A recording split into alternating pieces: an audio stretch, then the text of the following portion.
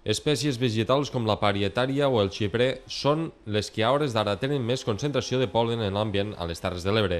Són, a més, algunes de les que provoquen més reaccions al·lèrgiques entre la ciutadania. Els especialistes apunten que la floració va un parell de setmanes avançada, amb la qual cosa la previsió apunta que aquesta primavera podria ser complicada. Penso que serà una primavera, per lo que ha plogut a l'hivern a la nostra zona, important, perquè els primers pol·lens que hi ha hagut han sigut la gent en ciprers no ho han passat massa bé, tot i que dic que el ciprers més depèn de l'hivern, no? I la gent que està començant ara en parietària ha arribat molt pront. Normalment hasta mitjans de març no n'hi ha i ara ja fa 2 setmanes que els malalts en parietària ja estan tenint sintomatologia.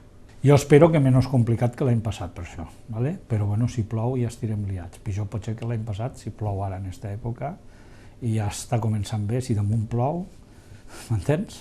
Una de cada 5 persones pateix alguna forma d'al·lèrgia, no només al pol·len de diferents espècies, sinó també a altres elements quotidians com la pols, la humitat o els pèls dels animals. L'arribada del bon temps fa incrementar el nombre de reaccions.